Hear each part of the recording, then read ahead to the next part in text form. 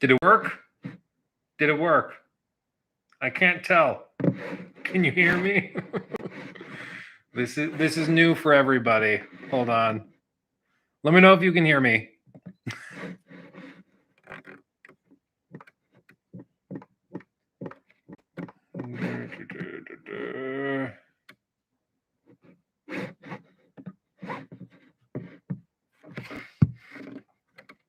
Loud and clear. Oh, well, there you go. It just doesn't tell me if it is able to like detect audio or not. And we're gonna roll with it. Hi everybody. Hi everybody. This is different, right? We're not in the fancy schmancy studio. We're not under hot lights. We're just vibing and chilling. Should I turn on lights? Hold on. I don't actually know where the light switch. No, not that one. Yeah, that works. That works. How's everybody doing? Everybody doing good? Happy 4th. Yes, happy 4th of July to all Americans. For the British among you, sorry. It sucks to suck. How is your holiday? I was going to say weekend, but it's not. It's Tuesday. So I guess week going. You vibing? I was having withdrawal symptoms from your streams. Proto, me too, man. I actually like... So just to give everybody a background of kind of where I am, what we're doing, we're just going to stay kind of, pretty much local for the 4th of July and try to continue easing back into the regular swing of things. But Nikki's grandma had a bit of a tumble and she's 93 years old. And she's super, super sweet. She's a lovely, lovely woman. But she took a pretty bad tumble like a week ago. And so we just had Orion and we're like, it sounds bad to say, but we just want to make sure she can meet him before it sounds terrible, before it's too late. Like we'd like for them to be able to meet each other. And when you're in your like early to mid 90s, you know, you just never know. So there's a resort up in the middle of nowhere, Minnesota, where we've gone for 4th of July the last few years. And we weren't going to go this year, but we just were like, well, we can go. It's like 10 minutes away from her grandma, which is why we usually come up here. And so we said, screw it. We'll go. Nikki's parents already had like the space reserved and everything. So we just said, screw it. We bought the plane tickets, rental car, paid our whatever for the room. Like we just knocked it out. And it's lovely. I mean, let me take you up and show you. This is a little cabin on the lake. Let me see if I can I'm picking up the whole laptop. And you can see like a whole lake. We're right on the shore. And it's beautiful. It's very, very pretty. So I am back at the cabin. Nikki offered to go take the kids to like the little gym that they have here for all the kids to play at. So they're off doing that. And then I am here talking to you all lovely people. So Jason Voorhees would love this place. Dude, it's like very similar. I'll be real. It's also, I don't know if you could see it, but there's like out there, it's completely blown out. Out there is an island. You can rent that island. So you can stay on the island alone, completely separate from everybody else. The only way you get out there is with a boat or a pontoon or something. And it's nice. We've stayed out there like a couple years ago and it's awesome. And it's just weird because like at night, you turn off the lights and you are in the middle of a lake, a pretty big lake, alone. And there's like, it's just that. It's crazy. It's crazy. So that place is really, really cool. And it's just a lovely little getaway. It's very quiet. We worked very hard, me, Jacob, and the rest of the team to try and get some stuff ready so that we'd be able to come this week and chill. Because last year, it's a fun story. This is, I don't know if you guys remember last year. I don't even really remember what videos were going up around that time, but we came up here last year.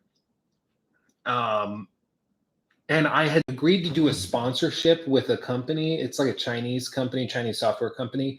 And I love their product, but their marketing manager was really bad at communicating, and I think there's a language barrier which complicated things. But she also, like, this was at the height of the crypto Web3 craziness. And so as part of the agreement for like the ad reads and the partnership and everything, I was going to promote the software that I actually thought was really, really cool. So I'm happy to promote that. And then I was going to do like a little video interview. It's like, that's awesome. Yeah, sure, whatever. And they said, okay, well, we'll do it on this date and then this date, late June, then early July. And it kept getting pushed back and back and back until eventually it landed on when we'd be here doing like a little vacation resort. And I was like, I don't know, man, at this point, it was not like a crazy big payout, but it was enough that I should be like, I'll do it. So I had to set up like my iPad and try to do a video call. But at the time, the internet connection in these cabins was god awful. I mean, we're talking like kilobytes, like dial up. It was very, very bad. So I was like, I respectfully, guys, I can't do the video call, but what we could do is maybe an actual phone call to like a Google Meet thing, or a Zoom call. You know how you can like dial your phone in direct. And I was like, I could do that, and then I'll film my response on my iPad, and then I'll just upload that response video like we're having the conversation, but I'll just film it and upload it straight to you there. And they're like, okay, that works. And the whole interview was really kind of strange because the first couple of questions were about the software, which again, I thought was really, really cool. I was happy to promote it because I thought it was cool. I used it for a few videos, and I use some of Wondershare's products daily still, like their video converters and stuff. Me and Jacob use it all the time for video conversions on the channel. But then she started asking me questions about like Web3. And it was really, really weird and awkward. And I was like, we didn't say we were going to talk about this. Like, I don't even know really what we're talking about. It was just really, really weird. And that one thing caused so much stress on the trip. I don't know why. I think it was because like, okay, I have to find a way to get this uploaded so that we fulfill our obligations under the contract agreement. So I was trying to like use cellular hotspots, and then we drove to like a local Starbucks or Caribou Coffee, which is what they have here, and use their Wi-Fi, but it kept failing the upload. Like, it was just super, super stressful. And funny story, now these cabins have much better internet included in them than I have back at home, and I pay like $250 a month for internet back at home for like the business whatever plan, which is just freaking hilarious. We're in the middle of nowhere on a lake, and the internet here is way better. Like, I think here it gets 300 down, 300 up. At home, the max they can offer up, which is what I mostly care about, is upload speeds. The max they can do is 30. So it's a little outrageous. Yeah. Are we sailing today? It's been rainy. Today's the rainy day. It looks like it stopped. So at this point, we might go out on the boat and just kind of explore and look around. It's probably a good fishing day, honestly. But yeah, it's been pretty chill. It's 70 degrees right now. The water is a little warmer too. It's just beautiful. This lake is gorgeous. It's gorgeous. Did you hear about the Last of Us Part 3 rumor or leak? I haven't heard anything new. Well, actually, no. I did see something on Twitter where people were saying that they were rumors that there was a casting call going out for a new cast. I don't know if I buy that. If they leak like a script, maybe they did and I didn't see it. But if they leaked a script, that would be interesting. You guys might not remember, but Fallout 4, there was a script that leaked years before. I think it was like 2012, 2013, a script leaked. And the reason it got everybody's attention, it was under a code name and everything, of course, but it leaked with the words like war never changes. And it was basically the intro speech during the opening credits, but they were having voice actors deliver it. I don't know if they were going to choose not to go with Ron Perlman or if they were going to do something else, but everybody noticed that phrase and it went viral and everything. Turns out it was a real leak. So if, sometimes when there's scripts that leak and stuff, that could be cool. There's tons of talk about Red Dead Redemption Remake on the Reddit and stuff. Yeah, that one I'm more convinced of because it's an actual verifiable filing for a game review. And so, yeah, like that one, there's an actual paper trail. Yeah. Do I own a firearm?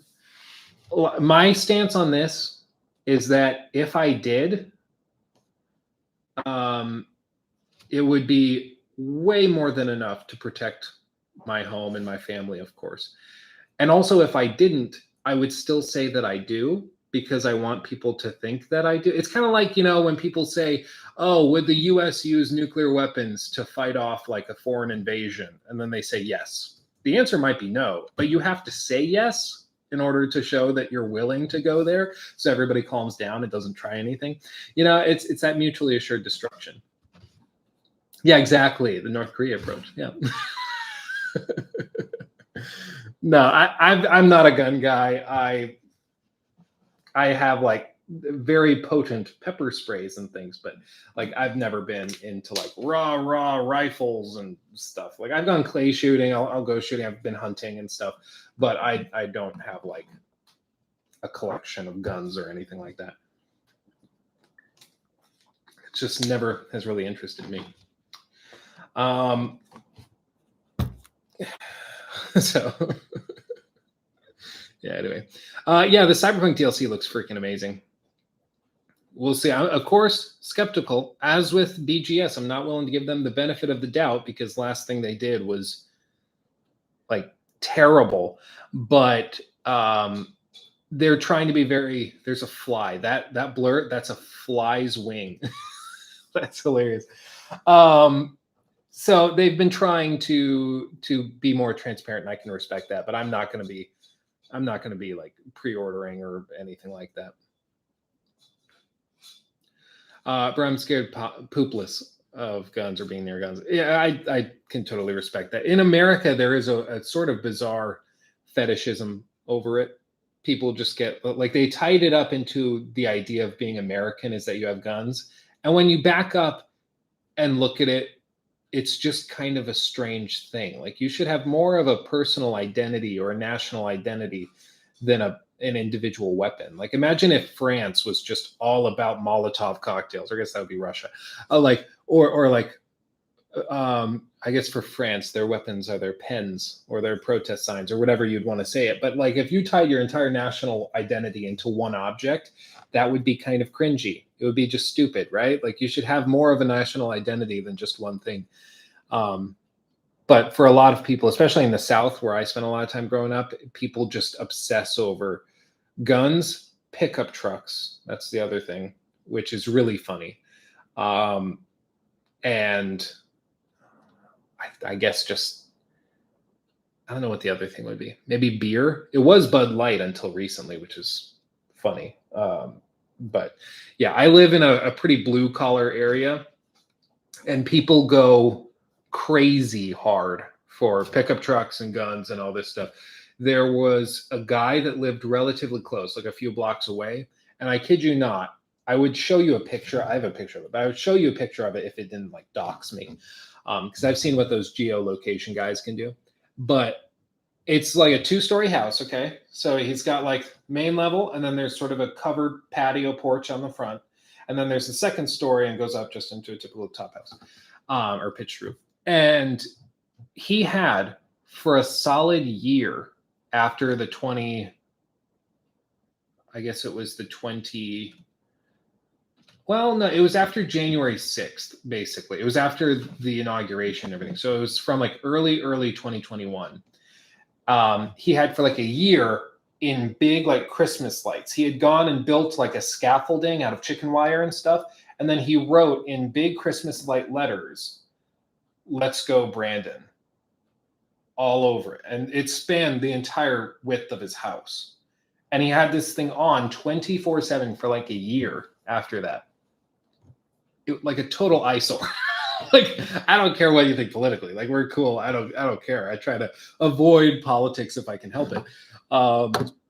Like, I'm just glad we're all here talking about video games. We're just having a good time. But like, even if it was something like Obama with 7 exclamation points, I'd still be like, can we just not though? Like, it's just a huge Christmas light sign on your roof. It's like the people that leave Christmas decorations out year round, like with all the little gnomes and all the mini Santas and Christmas lights blaring. I'm like, can we just calm down? you know? His electric bill must have been insane. Yeah, I mean, this guy is a character. He's a real character. Thank you, Garrett. I'm glad to hear that. Appreciate you. Let's see. You kind of look like a grown-up Atreus. When I look more closely, might be this angle. Maybe. I don't know. Guns, trucks, and beer. The truck thing, especially. Like, I have a buddy who he's very like. He's very concerned with masculinity. Okay, like the types where they just really want to make sure that they're a man, a big, strong, manly man, and so like he doesn't work in an industry where he needs a truck, like at all. He just like kind of drives to work and then he comes back, and then he lives in like a nice suburban area, and he spent like tens upon tens upon tens of thousands of dollars on a pickup truck that he doesn't use as a pickup truck. Like it's weird. It's weird, but he needed to buy the big truck that's raised a little bit so that he can come off as more, I guess, manly man. It's just weird. It's like the people that spend a ton of money on like jewelry because they want to look wealthy, or they spend a ton of money on designer clothes or knockoff designer clothes or handbags or whatever. It's just so weird. Like, again, you shouldn't have your personality tied up in material objects. Like, shouldn't you want to be more interesting than that? Like I would hope that we would all like push to be really interesting because we're just interesting people. But for some reason, people get tied up in like, well, my personality is that I drive a pickup truck and then I smoke cigars or whatever. I'm like, yeah, but what about who you actually are? Like it's just weird to me. It looks like you all thoughts on Final Fantasy 16. Will it have long legs? I personally think it won't be remembered fondly when Rebirth releases. After completing 16, I found it to be quite boring overall. I just think Final Fantasy, we talked with Joe Raptor about this last week. I think Final Fantasy has an approachability problem, and it almost entirely is tied up in the 16. And for people who are really into Final Fantasy, they're going to be like, well, no, you can play 16 independent of all the others. I agree, as somebody who knows the gaming industry and knows Final Fantasy. But I'm telling you, for many people, when they look at a game and they see title that they recognize and then a freaking double-digit number next to it, they immediately get a little turned off. It causes a little hesitancy to go, I haven't played the other 15, or I've only played one of the other 15. I don't know if I'm going to be into this or if I'm going to even know what's going on. And then you hear that it has like 11 hours of cutscenes. So you're like, okay, so it's really narrative. It probably really ties into the others. And all of that is just one more barrier and speed bump to somebody just saying, oh yeah, I'll try it, and buying the game. You can't have that. That's why I think Final Fantasy VII Rebirth and Integrate and all those, I think that marketing and framing did a really good job of making it approachable and seem like something you could just jump into for the first time. And I just think 16 did not do a great job of that, even though a lot of the stuff the game does is really, really impressive. So I would agree. I don't think it's going to be remembered as like, I don't think it's going to be on anybody's like all-time lists of best Final Fantasy games. Not because it isn't good, but just because I think it kind of comes off as a game conflicted in what it wants to do. And the marketing has also been terrible. Like, it's like they had no idea how they wanted to pitch it. Did they want to pitch it to hardcore fans? Did they want to pitch it to newcomers? You can't really do both at the same time. You kind of have to pick one and do it that way. But they're just not great at that.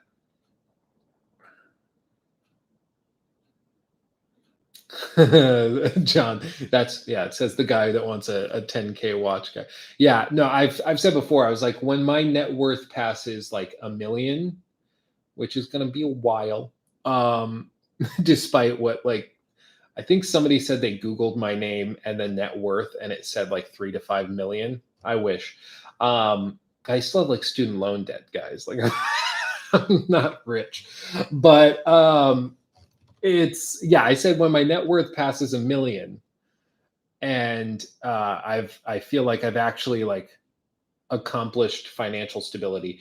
I would like to reward that. Like my vision board thing is to get a nice, cheap, but still a nice Rolex. Um, it's just been something I've always kind of thought would be cool to have a watch that's really, really nice. That's a piece of art in and of itself that I can also like hand down to my kids and pass down. I've always thought that was really interesting. My grandpa, he was a lawyer in like the 70s and 80s. And long story short, he was very well off. He owned a ton of apartment buildings, and then he totally blew it. Black Monday hit, and he lost pretty much everything. My poor mom, she said she was like in high school at the time, and she watched all of their family cars be repossessed. She watched the repo guys come in and take like her mom's antique table and stuff. Like they lost everything. But the one thing my grandpa does still have is his really nice watch that he had from when he was successful. Now my grandpa, he's worked at supermarkets as a cashier for years because he, just lost everything, and that's where he's at. He's still very happy. He's very satisfied, but I'm sure he'd be a little happier if he still was very financially set. But I've always really thought that was a cool thing to have, like, that one watch, that thing that he had with him all the time for decades and decades, and that he'll be able to pass that down, which is kind of cool. And then my kids will sell it on Pawn Stars. Exactly. Exactly. There's no hype behind Final Fantasy 16. I haven't seen any marketing for it. I never heard or seen anything about it. I think I've seen some stuff with it, some trailers and things. The tricky thing is, I think, again, the titling makes it feel like you're gonna, unless you really know Final Fantasy, you might be a little out of the loop, even though that's not true. That's what it seems for people who are new to the franchise. And then also, the game has a ton of really high production value set pieces and boss fights, which are crazy. I don't think any of the trailers did a great job of showing that. The clips they showed of big set piece boss fights and stuff was all like super particle effect heavy to the point where you couldn't even really tell what's going on. Like if you've played the demo, the first 10 minutes of the demo, you can hardly tell what's happening because it's just so much crap is happening on screen. So I think that they probably would benefit from toning down a little bit of that stuff and framing things a little better. But I think we can all agree that the marketing needed an adjustment for sure. That's what I at least think. Got turned off by the 30 FPS on PS5. I honestly, I don't mind it. I get used to it pretty quick. I saw somebody, they said like, it was in response to my Starfield video. I said like, I don't see 30 FPS as like an immediate disqualification for it being a good game. Like in my view, 30 FPS is not preferable, but it's not like an instant disqualifier. And I was like, some of the best games, if not the best games of all time, all launched at 30 on consoles, like Red Dead 1, Red Dead 2, The Last of Us 1, The Last of Us Part 2, Breath of the Wild, Tears of the Kingdom. These are just modern games that are considered some of the best ever made. And if you go back in time, even further than that, you're talking about games that almost exclusively launched at very low resolutions and usually locked at 30. And people didn't mind it. The games were still great. Would I prefer 60? Yeah. Would I prefer it run at 8K? Yeah. Would I prefer it runs natively at 16K? I guess, as long as the rest of the stuff doesn't suffer. But it's not an immediate disqualification for a game being considered really good just because it runs at 30. Like Starfield, you guys know I love poking fun at Starfield and trying to find things that I guess would calm the crazy hype that's already built up. I've been amazed at how there are some people I really respect as creators, people with really level heads 99% of the time, who are just immediately buying into the crazy hype already. Like it's wild to me. Like, did you already forget what happened just a few short years ago? Come on.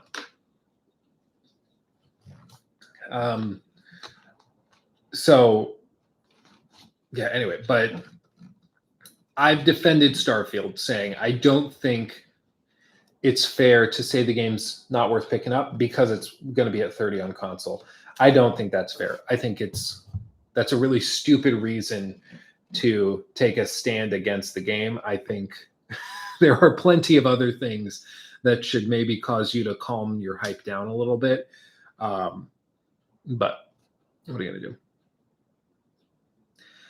Luke is in a Speedo under that table. Oh, for sure. Yeah. I prefer to call them banana hammocks. Yeah, for those of you who weren't in here at the very top of the stream, this is the view of the lake from where I'm at. Beautiful lake. Beautiful lake. Gorgeous, gorgeous, gorgeous. We're right on the water. Ooh, baby. Right on the water. It's very calming. It's wonderful. Calm down, Proto. Yeah, fireworks show later. Yeah, apparently the overcast stuff and the rain is going to clear right in time for the fireworks show. So it's going to be good. Do you have a sauna there? I actually do think they have a good old Finnish sauna. The people that built this place are Finnish, and so they have like a bunch of stuff like that, which is pretty cool. What is that, an Airbnb? No, it's like a little resort in the middle of nowhere in Minnesota. Like we landed in Minneapolis and we had to drive like 2 to 3 hours to get here. But it's 98. It was actually 97 in Minneapolis when we landed, and it was like 100% humidity. It was just like stepping out into a sauna, like basically. Do you enjoy streaming like this format? Honestly, like people said, what are you doing working on vacation? Honestly, I don't view this as work. Like I actually really look forward to streaming, to just be able to chat with all of you guys and to hang out. So I don't view this as streaming. Like this is actually kind of calming to me, and we're not going to go too long, of course. Like we're not gonna go for like 4 or 5 hours, but I always find this calming. Why do you hate AC Valhalla so much? I'm playing it right now. For me, it's the best AC game in terms of graphics, combat, and story. Graphics, I would agree. Combat, if you're saying like melee combat, maybe. I think I would side with Odyssey being better, frankly, but I could see how you could toss those up between them. And then in terms of story, I would say that's very subjective. I thought Origins had a much more focused story that I liked way more, that made a lot more sense as like a revenge plotline. I just think the story in Origins made a lot more sense in the context of a video game. Valhalla is just very meandering, and it's because of how they structured it. They built it in a way where you can go to any of these different areas in any order you want, but they generally guide you with there's flies everywhere, dude. They guide you with like level caps and stuff, but they want you to be able to go through it at your own pace, and that works fine. But I don't think it works as well as what Origins did, for example. Yeah, let's get it up to 10K concurrent. Yeah, exactly. I should do what iShowSpeed did today. He apparently just set off a massive set of fireworks in his bedroom and then had somebody else filming it, which for me kind of took me out of it. Because the whole illusion of iShowSpeed is that he's, dude, get off. There's flies everywhere. I'm going to get the fly swatter out. They have one here. Yeah, it's like the whole illusion is that he's just some crazy person that makes like streams and stuff. But when there's somebody else filming him, like freak out about stuff, it kind of makes it all the more clear that it's just him acting a fool, to use old person language. Wasn't that last year? He did it again. You could look up on Twitter. iShowSpeed fireworks. Like he did it again. He found the meta, I suppose. Um, do, do, do, do, do. Let's see. Yeah, Lucas, I totally understand that. And if you have bias towards something, towards a setting, totally fine. Like I've been very clear. Origins is probably like realistically an 8 out of 10 game, but because I'm a total geek for ancient Egypt and I love Egyptian stuff, it gets basically a +2 for me. Like to me personally, AC Origins is one of my personal favorite games of all time because it gave me the chance, dude, chill out. It gave me the chance to go and explore like the Great Pyramids and the tombs and the Valley of the Kings and stuff. And that for me is like a dream come true to have a game that allows me to do that. But I understand if you don't have like a preference or an interest in ancient Egypt, it's probably not going to get you there in the same way, you know. Any other Egypt games? There really aren't any on that scale. Dude, you guys need to chill. I'm going to get the fly swatter, I swear. They forced my hand. They forced my swatter. Oh, come here. Come here. I'll do it. I'll do it. Don't challenge me. They don't land. Like these flies here are smart. They don't land, they just buzz. They just buzz. I got one of those like electric zappers. Oh, he landed. Oh, I got him. I got myself one of those electric zappers for bugs because the mosquitoes in our backyard were horrible. They were biting Lockie and it was just bad. And dude, that thing, it's just like a little box looking thing. You plug it in and it zapped one mosquito that was massive. I mean, this thing was huge. And it zapped it across the patio, and the whole patio smelled like barbecue for the rest of the afternoon. Like it sent that mosquito to hell and back. It was crazy.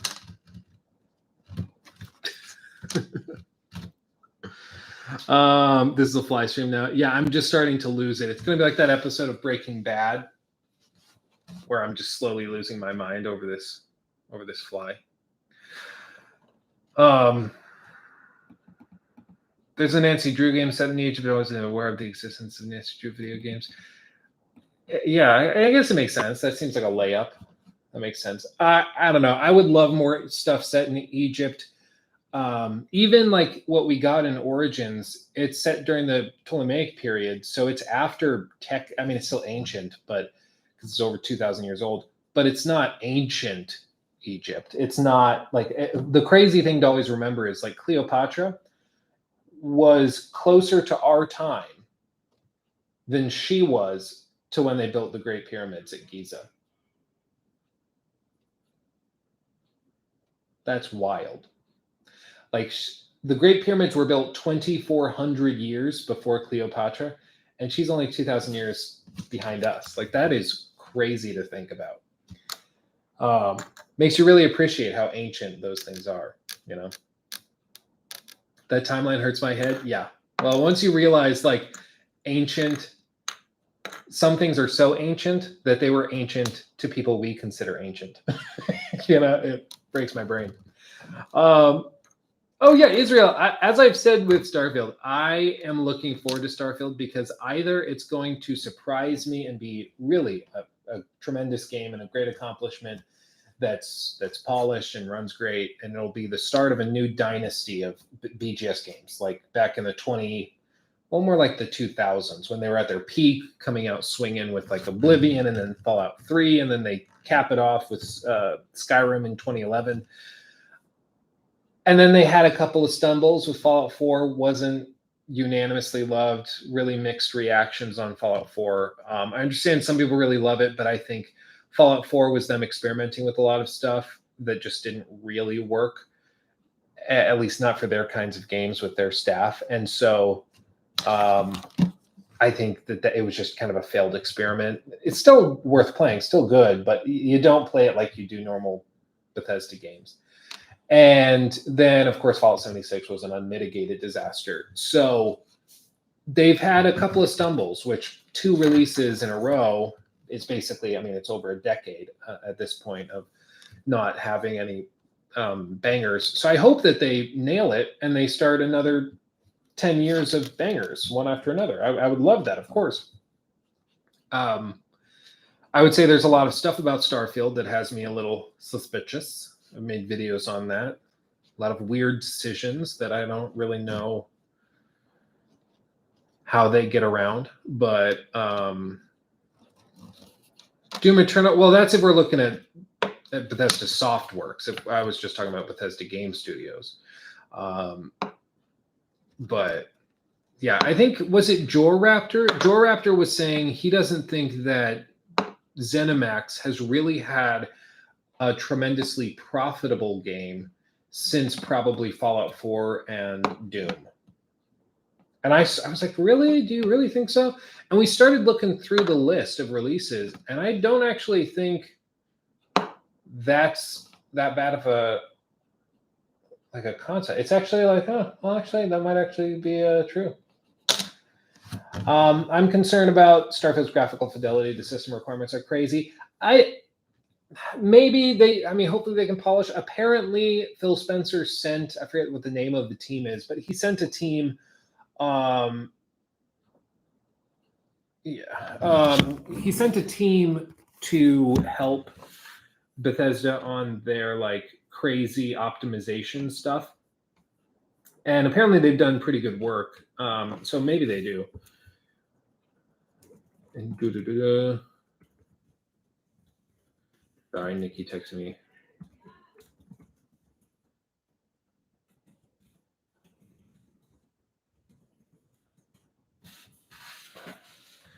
So, yeah, I just think that if there was ever an opportunity for Bethesda to release a polished game, this would be it. They have more resources than ever before, and apparently they initially were looking at launching in 2021.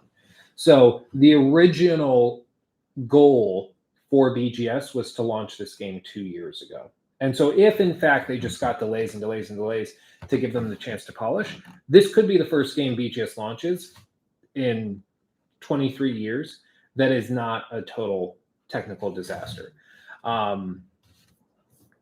Might still be a technical disaster, but maybe not. There's a chance, okay, a decent chance, biggest chance I think of any game they've released in 2 decades.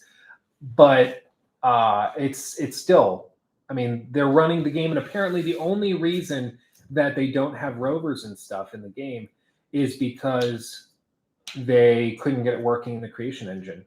Sorry, Creation Engine 2.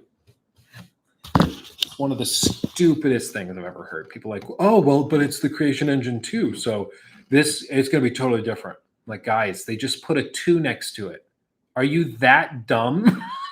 Like, really? Is this where we're at now? People can't even think critically enough to be like, okay, Bethesda did surveys, and they did do this. They did surveys asking people what they wanted most out of like the next generation of Bethesda games.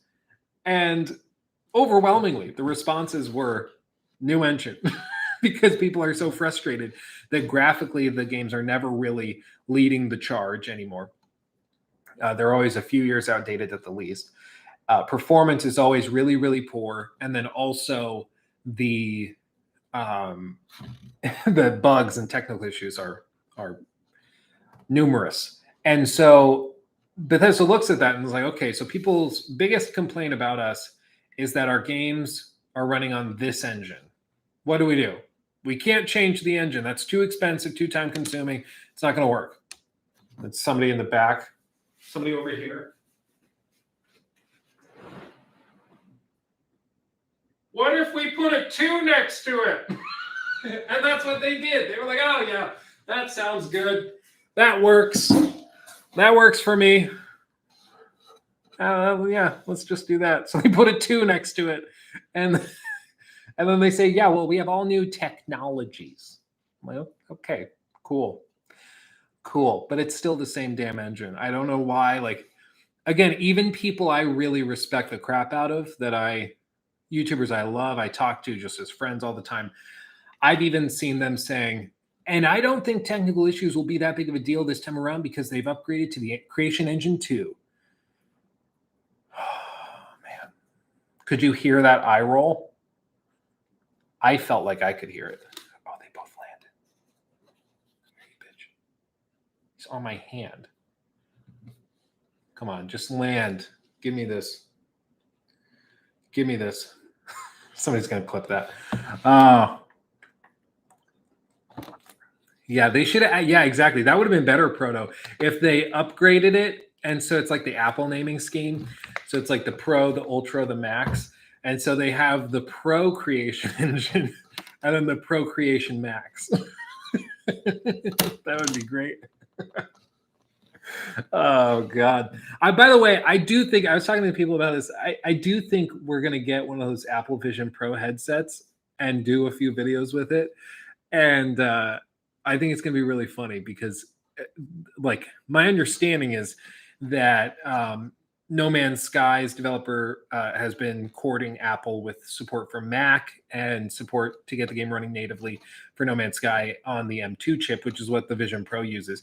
So I actually think it's pretty likely we'll get a No Man's Sky port on the Apple Vision. Oh, he got away. On the Apple Vision Pro. And the great thing is I can like get it on Amazon or something or Best Buy, use it for a week to make videos, and then we can just return it. Isn't that great? Because I don't know why anybody would expect to use that day in day out. It's like the pictures on their website for it, where it's just a lady like on a date and she has the headset. It's just looking at the guy. Oh man. Oh yeah, that would actually be really funny, Proto. Yeah, Jacob, if you're in here or anybody, any of the editors, if you're in here, you guys should totally do a compilation of this damn fly. It's driving me crazy. Oh, let's see. My 95-year-old granddad played Tears of the Kingdom for 12 hours straight. That's awesome. That's awesome to hear. I will say one of my guilty pleasures on the plane yesterday was watching a compilation of Darkside Phil trying to play Tears of the Kingdom. And oh man, it's it's something else, dude. Like just when you think he can't actually be this bad at the game, right? Like he can't be that bad. He's hamming it up. Oh, dude, he's on me. No, he's that bad. It's so funny, dude. Just look up like after the stream, which I'll wrap up here in a minute because Nick he needs me to bring bug spray.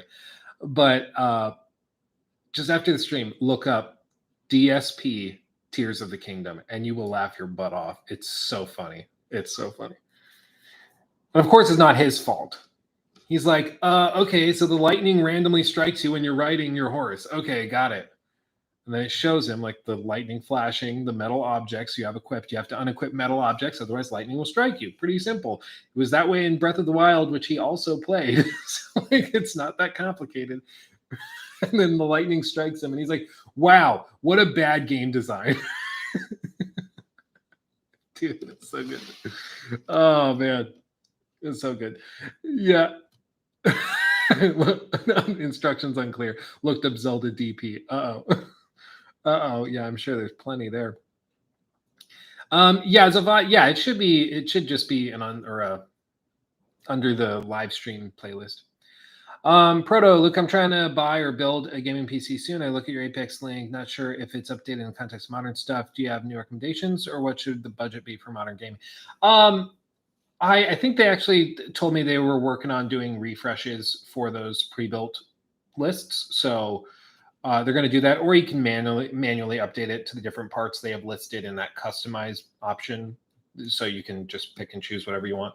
But it's been a minute since I built a PC, but my understanding is like $1,000 is probably starter. I know people are like, you can do a $500 PC. A $500 PC to run modern games at decent resolutions and frame rates is probably the only way you get it for 500 is if you're like shopping Craigslist and Facebook Marketplace and you get deals on stuff, which you can totally do. But what these guys on YouTube and stuff always seem to ignore is that when you're starting and you're trying to build your first PC, you don't know how to negotiate or what is a good deal with this graphics card versus this one. So it's kind of unrealistic to just be like, yeah, just go on Craigslist and get a good deal. It's really not that simple. It's actually kind of difficult. I know all the differences between the components and what makes this graphics card better than this one, and I'm like, I don't know if I'd be very good at negotiating or finding good deals on Craigslist. And it's also a lot of luck too.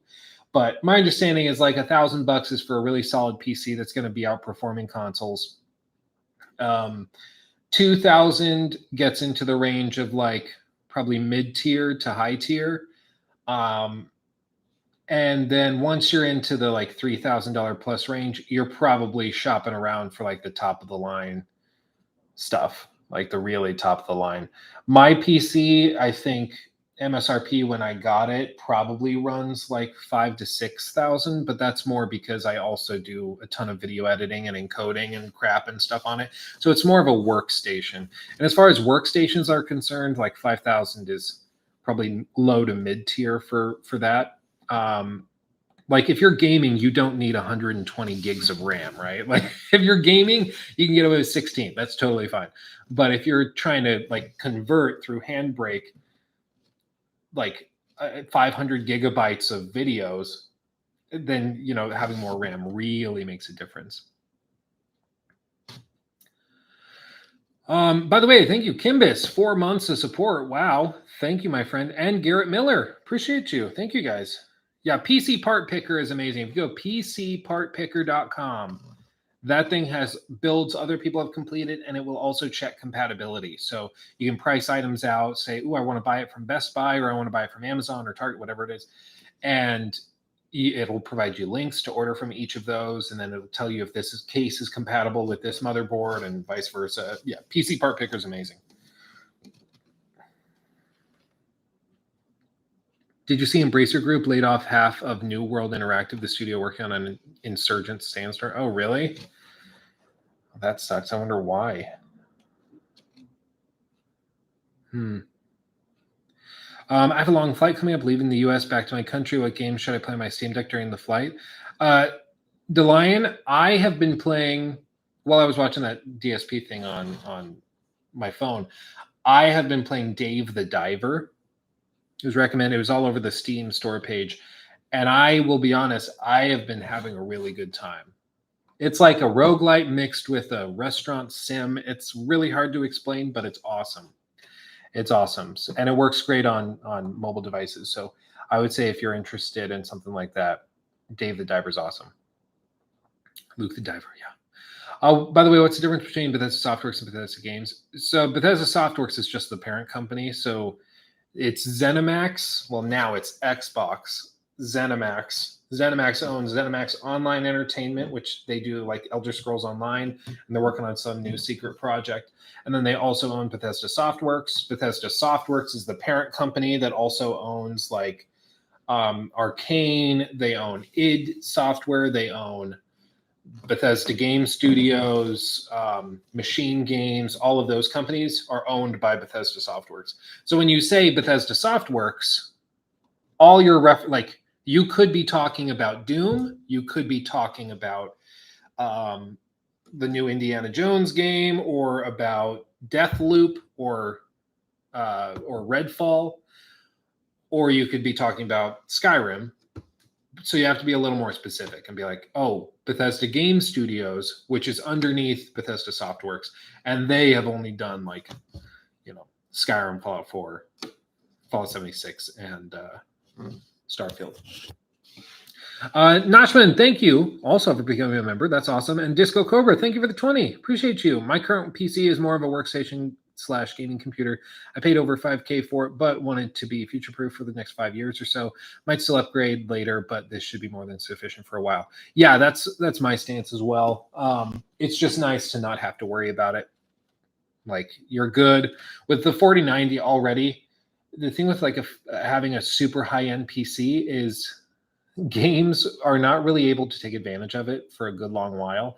So like with that 4090 I have, everything else is bottlenecking it. So like the game is not expecting to have as much power so it just doesn't use all the power. So to a certain extent, like when you see the people online who have like the somehow they've got 4090s working together, which I know doesn't make any sense because they got rid of SLI, but somehow they got all of that in one computer and then they put two CPUs together on like an enterprise motherboard and stuff, and they did all this. It's largely just a waste. Like you're not actually going to see any performance improvement from it because the games are built for most people, and most people are not running a supercomputer. Um, yeah, ZeniMax Online. Did I not say ZeniMax Online? ZeniMax is above it, and then ZeniMax Online Entertainment is over here, and they make Elder Scrolls and everything. And then it's Bethesda Softworks and all of that. I guess technically also, I think Todd referenced the Bethesda Game Studios mobile team as a separate thing, but I don't think they're a separate legal entity. So yeah, games don't use my 4090 at all. Time some games even lag, but man, rendering work is instant. Yeah, no, that's especially with the added VRAM. I think it's got 24 gigs of VRAM, which is wild. But that VRAM is wonderful for quick conversions and stuff with a lot of software. Is Minnesota a long way from where you live? Yeah, well, I live in Colorado, so it's like an hour and a half, 2 hour flight up here. And then from Minneapolis, where we are now, is like another 2-3 hour drive. So one thing I've been looking at though, have you guys seen? Hold on.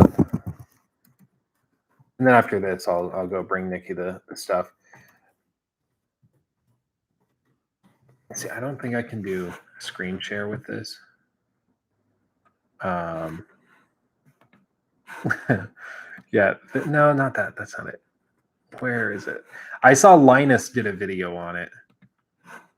Oh, it's a 55-inch. That's why. I'm going to put this in chat. So if you guys are able to look at it, you should look. Because this is funny. Oh, it's going to crop it. Hold on. How do I share? Can I just share?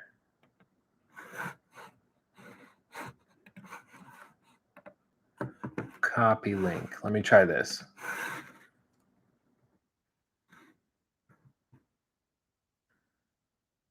Oh, no, that didn't work. Oh, God. See, this is why we need the studio, guys. This is why. This is why things are just easier. Things are easier. I miss having all my crap just ready to go. This thing is outrageous. Okay, I think I got the right link. Voila. That's not a link. Hold on, let me try that again. Luke's such a boomer. Oh my God. Let me just do a link shortener because the link's so long that it doesn't actually want to like allow me to do that, to post it in chat. So I'm going to do this long link here, shorten link, copy. There we go. Okay, there you go. This thing. This thing is like a 55-inch monitor from Samsung. It's called the Arc, the Odyssey Arc. And you should just look up the 55-inch Samsung Arc Linus Tech Tips. They did a video with it, and that thing is outrageous. It's outrageous. But even that, with that crazy size, 4K resolution, I think it supports like 175 hertz, I think is what it is. Even the 4090, like the 4090 can usually, or 165 hertz, yeah. Even the 4090 can pump out more than that TV can handle. So it's just like,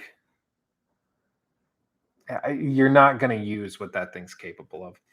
And Noshman, thank you for the £5. Hey, Luke, just wanted to say I love all your content. Started watching you during COVID, and you've become a weekly treat to watch. You're awesome. Thank you, my friend. Appreciate you. Appreciate you. Thank you so much. And I don't know why, but I love hearing when people came in and like found the content. I just think that's really interesting and cool. I'm 26, Garrett. I turned 26 on the 17th of June. So we had our baby Orion, and then 2 days later, I turned 26. So I'm getting old. Getting old. But yeah, also shout out to the guy I met at Caribou Coffee yesterday. Yeah. I went, we ordered like a crap ton of sandwiches and drinks because Nikki and I were really hungry after the airport. And takes my order and everything. And he was just like, by the way, are you Luke, the YouTuber? I was like, yeah, that's me. He's like, oh my God, I wasn't sure if it was you or not. But then he said, your name is Luke. And it was cool. It was cool. Very, very good guy. And Jesus Christ, those sandwiches were amazing. I'm 39. You got time. Yeah, no, that's that. It's all in jest. My whole goal, and what Nikki and I have been saying, is like our goal is once we're having the kids when we're young, and then by the time they're out of the house, like Lachlan will be going off to college, and so will Orion, and I'll be like in my early to mid 40s. So I'll be like done, plenty of life left without having to juggle, kids or anything. Just easy.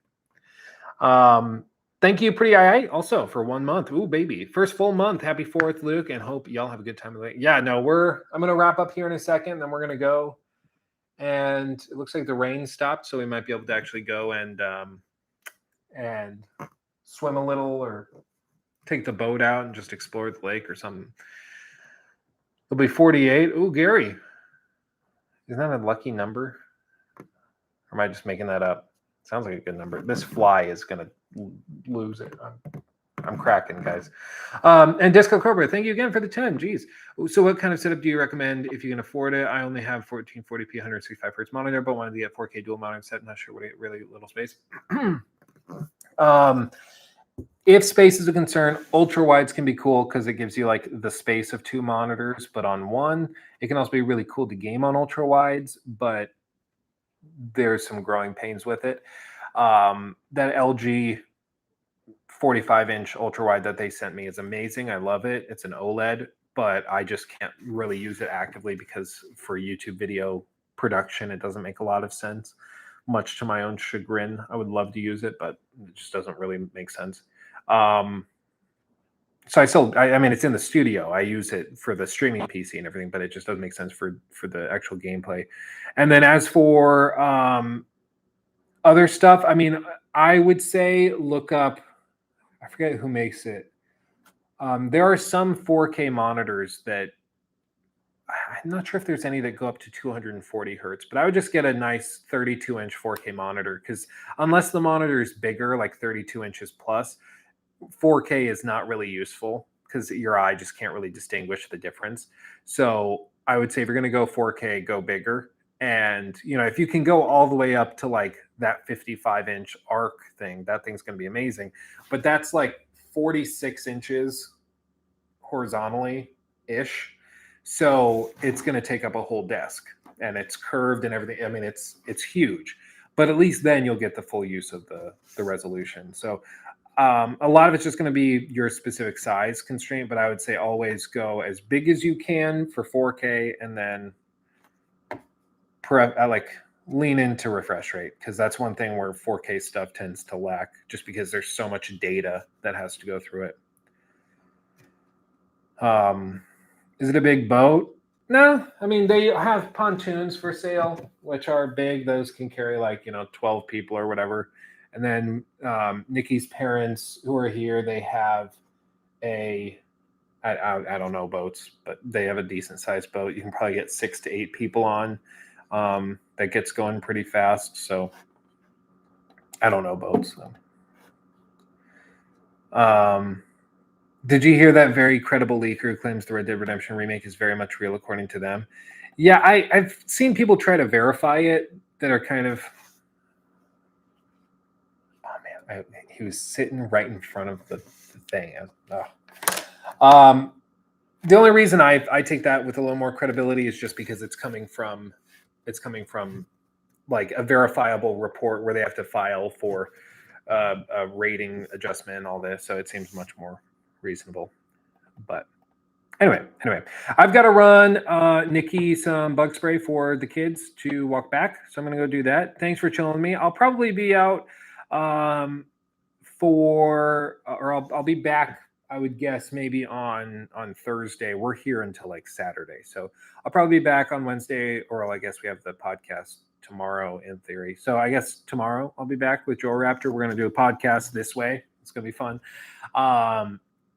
And so, yeah, I'll just look forward to seeing you guys then. Thanks for chilling with me. Thanks for hanging out. It's wonderful. Thank you to all the people who joined, became members, and donated and super chatted. That's also tremendous. Appreciate every single one of you. And we'll be back tomorrow. Okay? Thanks for chilling. Thanks for hanging. Much love, everybody. I'll see you tomorrow. Hugs and kisses. Bye-bye.